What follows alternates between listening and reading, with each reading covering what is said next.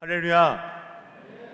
찬양으로 하나님께 영광 올려드린 IMC 워십 찬양팀과 12곡 교우 찬양대의 특별 찬양을 하나님께서 기쁘게 받으신 줄로 믿습니다. 말씀을 사모하며 3일 저녁 예배의 자리에 나오신 임마누엘의 모든 성도 여러분을 주님의 이름으로 사랑하며 환영합니다. 오늘 본문에는 예수님이 탄생하시던 때에 동방으로부터 박사들이 경배하러 나온 장면이 기록되어 있습니다. 그 시기는 헤롯 왕 때였고, 이 동방 박사들이 예수님의 탄생을 알리는 별을 보고서 경배하러 올라왔을 때 헤롯과 온 예루살렘이 다 듣고 알게 되었다고 했습니다. 그제서야 헤롯 왕이 모든 대제사장들과 서기관들을 모아서 그리스도가 어디에서 태어나는지를 질문하는데, 지식과 성경에 해박하여서 뛰어났던 이 자들이었기 때문에 메시아는 유대 베들레헴에서 태어나신다라는 사실을 발견할 수 있었습니다. 그 예언을 찾고 나서 그래서 이제 헤롯이 박사들을 베들레헴으로 보내면서 이렇게 이야기합니다. 가서 아기에 대하여 자세히 알아보고 그 다음에 찾게 되면 나에게도, 헤롯 왕인 자신에게도 알려달라고 요청합니다. 그 이유는 헤롯 왕 자신도 메시아 탄생을 기뻐하여서 그리스도 아기 예수께 찾아가서 경배하기 위하여서이다 라고 그렇게 설명합니다. 하지만 속마음은 전혀 달랐습니다.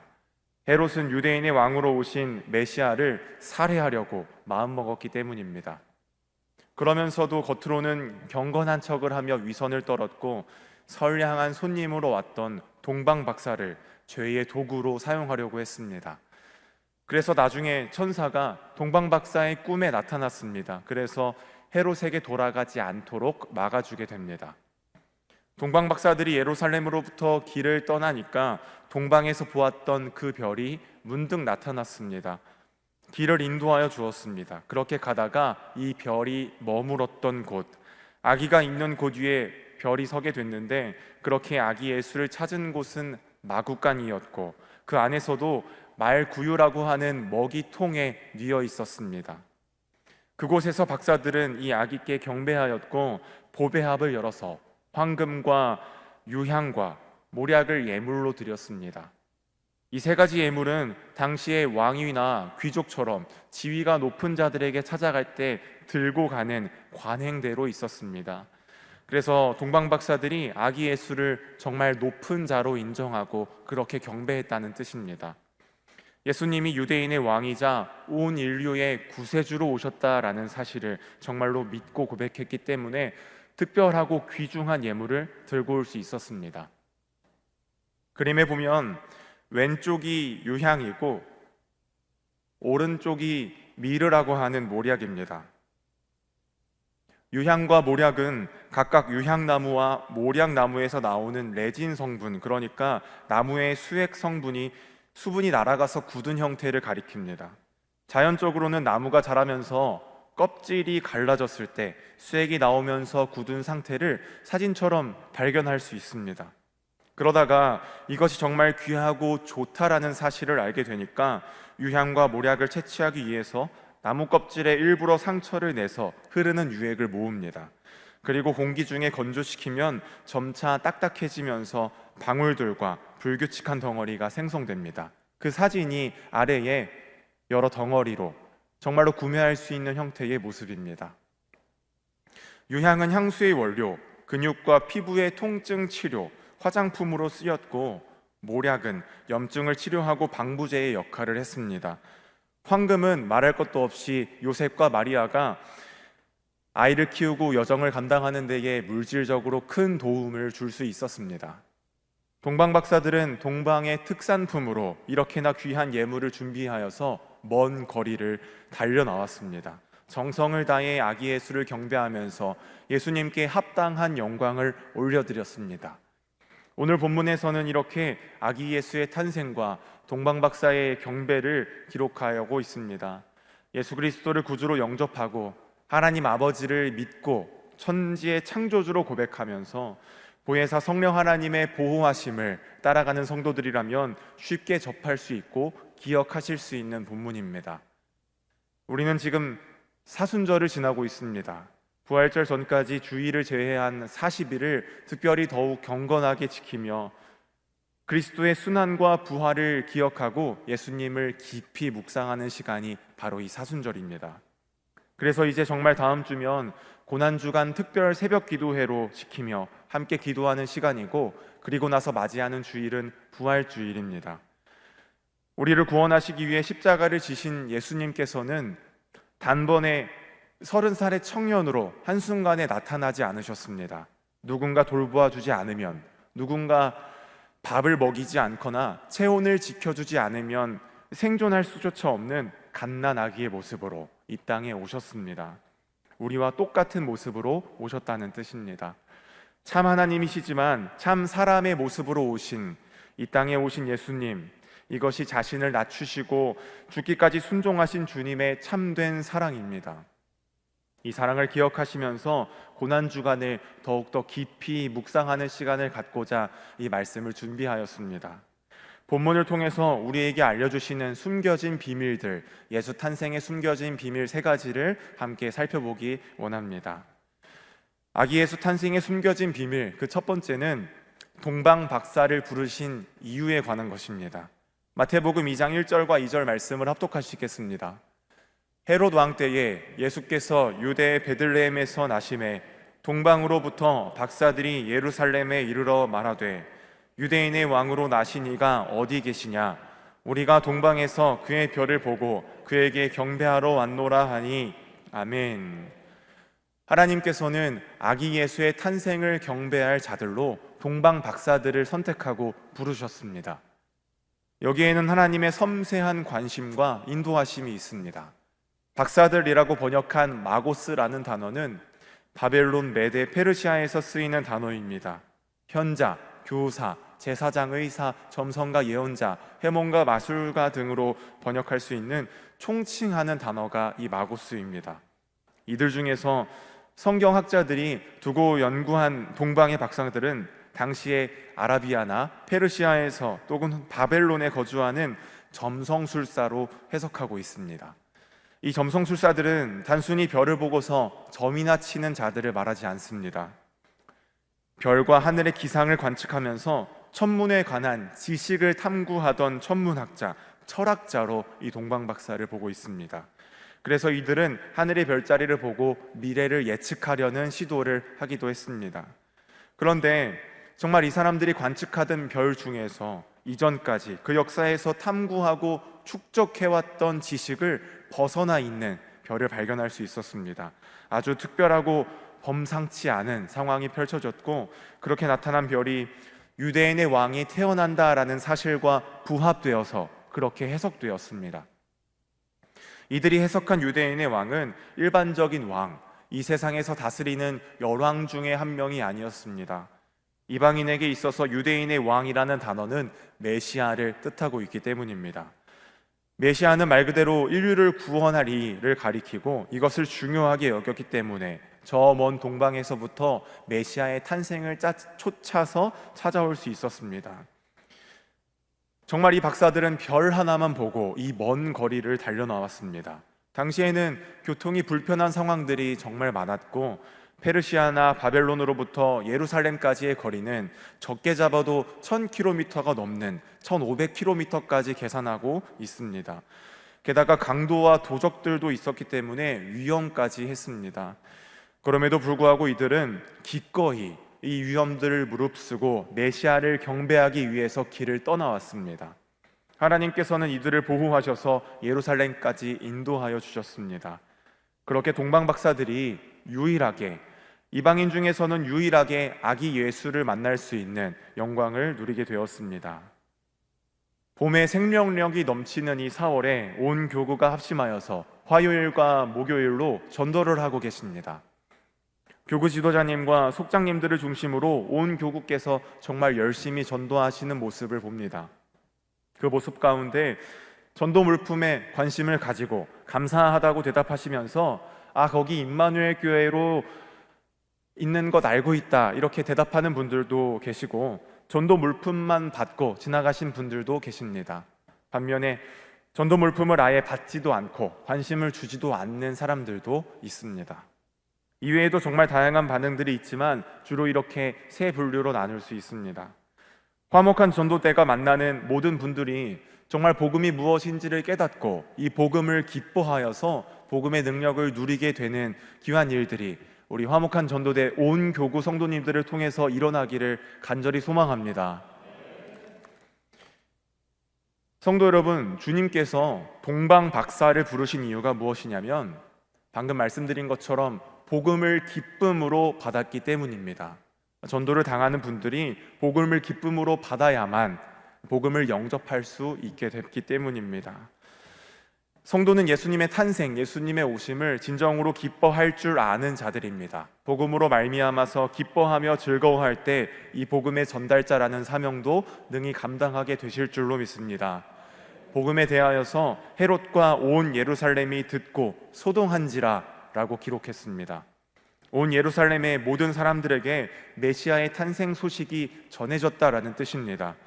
예루살렘에 사는 사람들이라면 메시아의 탄생이라는 소식을 듣지 못한 사람들이 아무도 없었다라고도 해석할 수 있습니다. 그런데 그 많은 예루살렘의 사람들 중에서 복음을 정말 기쁨으로 받으면서 이 동방박사들을 찾으면서 정말 아기 예수, 메시아가 탄생했습니까? 라고 물으면서 그 길에 나도 동참하고 싶습니다 라고 말하는 자들이 아무도 없었습니다. 동방박사들을 보면서 왕궁에 들어가고 나오는 이들을 보면서 저들이 정말 동방의 귀한 특산물들을 가져왔다라는 소식을 들으면서도 왜 그렇게 아기 예수, 메시아를 찾고 있는지 관심을 가지면서 따라가는 자가 아무도 없었습니다. 구원은 단지 복음을 듣는다고 해서 얻어지는 것이 아닙니다. 복음을 들었다면 그 소식이 정말로 나를 살려주시는 기쁨의 복음이 된다라는 사실을 인정하고 기쁨으로 받는 자만이 구원을 얻을 수 있습니다. 지금 여기 모이신 성도님들께서는 이미 복음의 기쁨을 깊이 아시고 복음의 능력을 누리고 계시는 복된 인생인 줄로 믿습니다. 그래서 우리의 삶은 우리도 마치 부르심을 받은 동방 박사와 같다라는 사실을 항상 기억하셔야 합니다.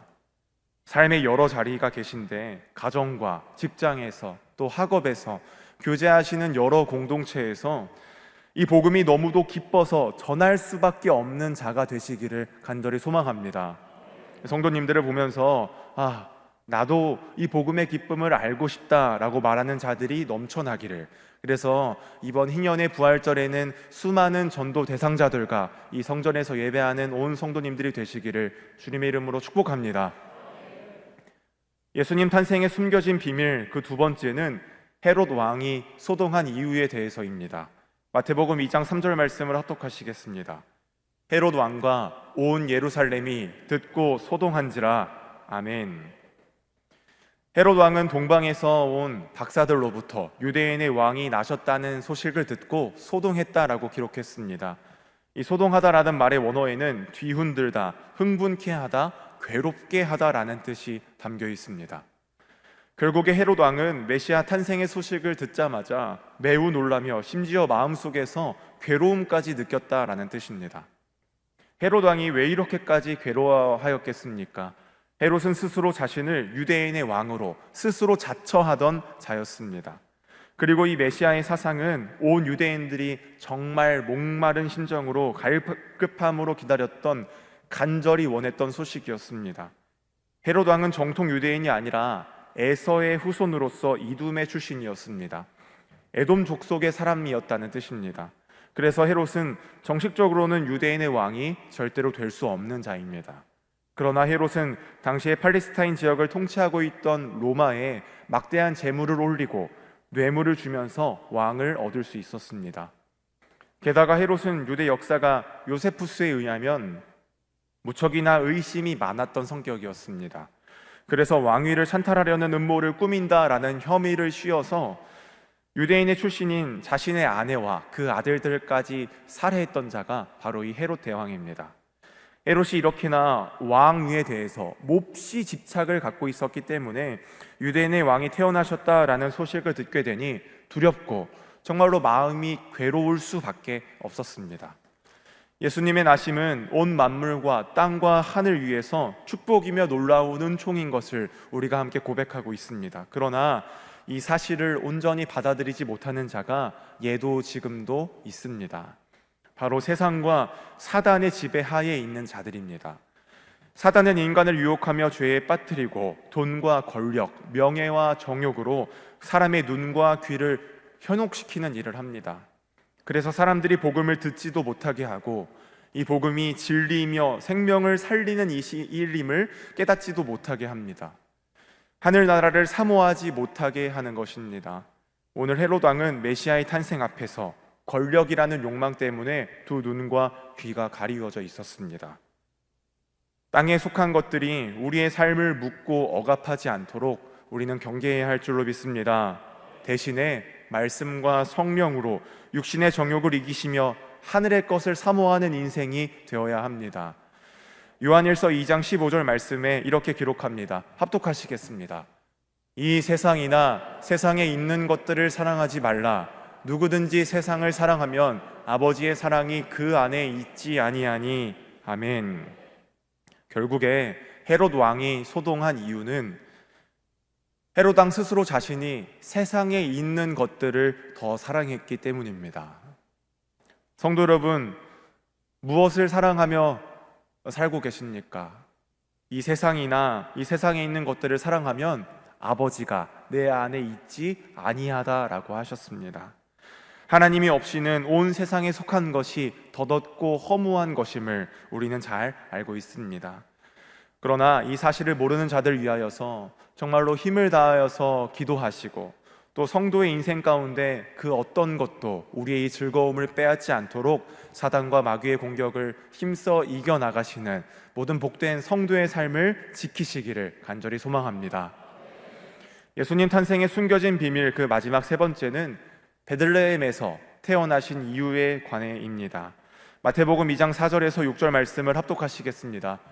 왕이 모든 대제사장과 백성의 서기관들을 모아 그리스도가 어디서 나겠느냐 물으니 이르되 유대 베들레헴이오니 이는 선지자로 이렇게 기록된 바 또 유대 땅 베들레헴아 너는 유대 고을 중에서 가장 작지 아니하도다.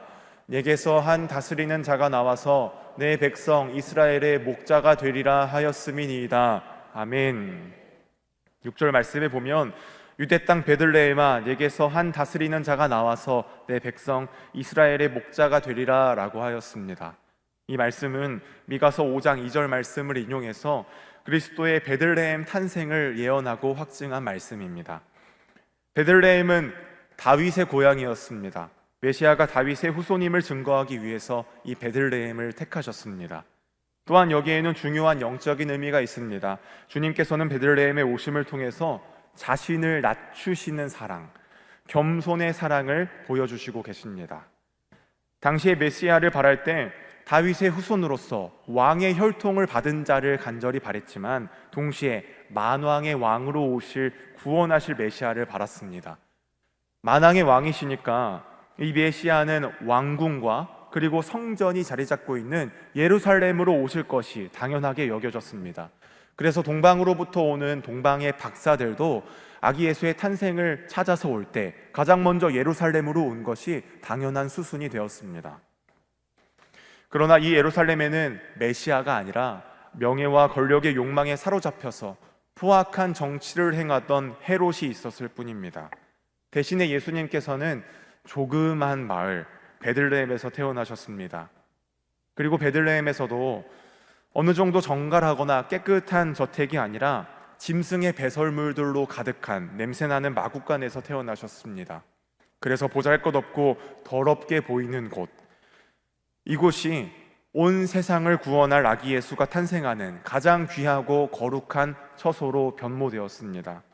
반대로 예루살렘의 왕궁은 메시아의 탄생을 축하하고 경배하는 자리가 되지 않고 오히려 헤롯의 폭정 때문에 생명을 탄압하고 핍박하고 죽이는 장소가 되었습니다. 이렇게 예수님께서는 가장 낮은 곳을 택하시고 태어나셨습니다. 공생의 기간을 살펴보아도 죄인들을 친구로 삼으셨고 병에 든 자를 가까이 부르시면서 치유하여 주셨고 의에 줄인 자들이 있냐면 가장 연약하고 비참한 곳에도 오직 사랑으로 찾아가셔서 말씀을 전하여 주셨습니다. 마지막 십자가에 달려 돌아가시던 때를 아무리 기억해 보아도 골고다 언덕에서까지 죄수들을 틈에 두고 그 사이에서 십자가를 지셨습니다. 사진을 보면 2000년 전 주님이 탄생하셨던 베들레헴에는 현재 주님의 탄생교회라고 불리는 이 교회가 서 있습니다. 예수님께서 태어나신 곳이, 그리고 예수님께서 태어나신 마을이 오늘날에도 그대로 이어져 오고 있습니다. 하나님께서 보내신 별이 이 위에 떠 있었고 그곳에서 예수님이 태어나셨고 이곳에 세워진 교회입니다. 그런데 이 교회에 들어가려면 빨간 동그라미로 쳐져 있는 저 좁은 문을 지나가야 합니다. 정말 작아서 허리를 숙여서 몸을 낮춰야 합니다. 요새와 같은 정면의 벽에 유일한 문이 이 하나이기 때문에 1.2m 정도 되는 이 문을 지나가려면 반드시 허리를 굽혀야 합니다. 이렇게 목이 뻣뻣하고 허리를 굽히지 못하는 교만한 자는 주님의 나라에 들어갈 수 없음을 이 건물을 통해 계속해서 알려주고자 했습니다. 오늘 예수님 탄생에 숨겨진 비밀 세 번째, 예수님께서 베들레헴에 태어나신 이유는 다윗의 후손임을 증거하기 위해서이고, 그리고 가장 낮은 모습으로 오신 사랑을 보여주기 위해서이십니다. 하나님 아버지께 순종하는 사랑, 우리를 위해 피 흘리신 희생이 있습니다. 베들레헴에서 태어나신 아기 예수님을 기억하시면서 교만을 버리시고 주님께서 보여주신 겸손의 사랑을 실천하는 모든 성도 여러분들이 되기를 간절히 소망합니다. 오늘 말씀의 제목은 이렇습니다. 어떻게 오셨는지 기억나시나요? 기억난다는 것은 그것이 기억납니다 라고 말하시는 것처럼 내가 이미 알고 있는 것들이 정말 자세하게 떠올려질 때 이렇게 기억난다라고 하실 수 있습니다. 예수님께서 이 땅에 어떻게 오셨는지는 온 세계 각국의 언어로 번역된 성경을 통해서 아주 정확하고 온전하게 알려져 있습니다. 그러면 성도 여러분, 여러분들 한 분 한 분께 예수님께서 어떻게 오셨는지를 기억하고 계십니까? 오늘 동방박사들은 예수님의 탄생 앞에서 별이 문득 앞서 인도하며 아기 예수님 있는 곳 위에 머물러 있을 때 매우 크게 기뻐하고 기뻐하였다라고 기록했습니다. 기쁨에 대한 최상의 표현, 가장 큰 기쁨의 표현을 이렇게 적고 있습니다. 예수님이 나에게 오셨을 때 정말 함께 매우 크게 기뻐하였던 주님의 오심을 기억하고 기억내시면서 이번 고난주간 특별 새벽기도회와 특별히 희년의 부활절을 힘쓰시며 나아오시는 온 성도 여러분들이 되시기를 간절히 소망합니다. 기도하시겠습니다. 하나님 아버지 감사합니다. 예수님께서 우리에게 오심을, 나에게 오심을 깊이 생각하며 나의 영혼을 살리시고 만족해 하신, 구원하신 주님께 감사하게 하옵소서. 우리의 시선과 집중을 주님께 드리게 하시고 참된 기쁨을 회복하며 떠올리게 하여 주옵소서. 십자가의 죽으심과 부활하신 영광을 더욱 증거하며 복음의 전도자로 서게 하여 주옵소서. 이번 한 주는 주님을 무한하게 하지 않겠습니다. 결단하며 나아가오니 오직 주님의 사랑만을 전하는 축복의 통로가 되게 하여 주옵소서. 이제는 우리 주 예수 그리스도의 은혜와 하나님의 사랑과 성령의 교통하심이 이 시간 예배하는 온 성도와 각 가정 위에 이제로부터 영원토록 함께 하시기를 간절히 축원하옵나이다. 아멘.